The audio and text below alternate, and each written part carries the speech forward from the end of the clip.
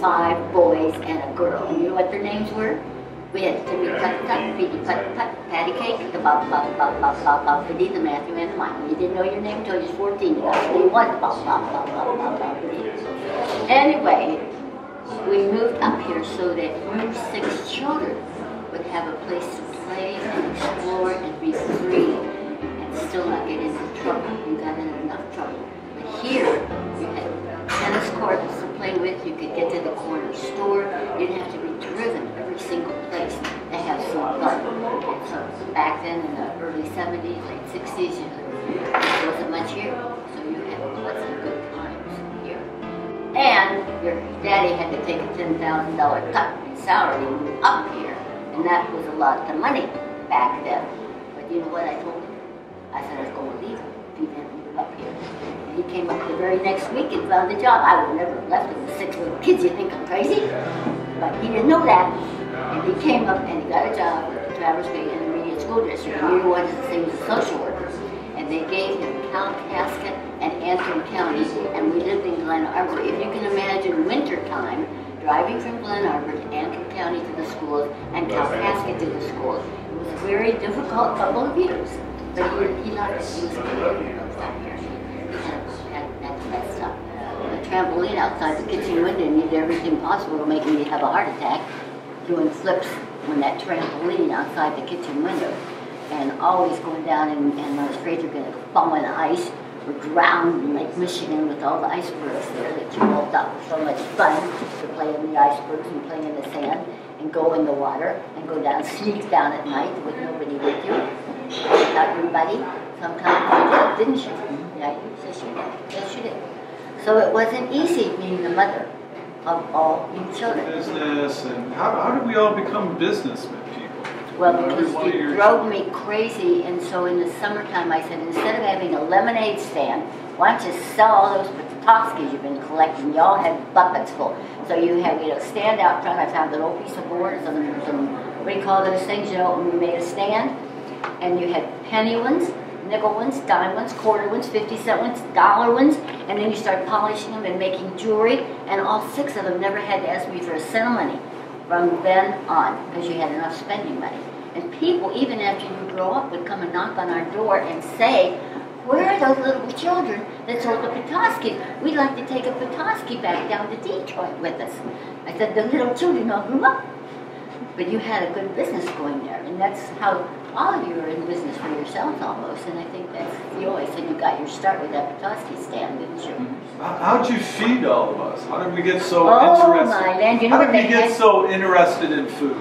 Well, because you were such a big eater, and your daddy, he could eat so much. You weighed over, 200 pounds. He was big like you, I mean, he was heavier like you. Well, they had a bread store in Traverse City, day-old bread, and you could get 10 loaves of bread for $1, $1 for 10 loaves of bread. So we would go in and get 10 loaves of bread and put them in the freezer, and we had enough bread for a week almost. And I made a lot of beef stew, and I made a lot of goulash, and I made a lot of spaghetti, and all those things that would feed, because we had 8 for breakfast, 8 for lunch, 8 for dinner. And people would say to me, I've got 6 coming for dinner tonight. I said, oh, so what? I had 8 for dinner every night. What did you find for fun? How would would you entertain us? Well, you had kicking you out the door, play in the snow, to go up to the tennis courts, to take a hike, to run after, or, hunt for Petoskey's. And you used to walk almost all the way to Leland along the water. Paul did, and him, and you're always going as far as Pyramid Point. That was a good place to find Petoskey back then. So you were outdoors. That's what you did. You played tennis. You were up there on the tennis courts all the time, in the water all the time, swimming and chasing around and hiking and exploring. It was not hard to entertain you up here. Yeah, I am just trying to do the same for my children. And he is too. He is. If you follow his website, with the kids, and they're flourishing. Hey, one thing that we did was go pick cherries. Oh. We did. We had some orchards. We picked strawberries and we picked blueberries and we picked cherries. We did all of those.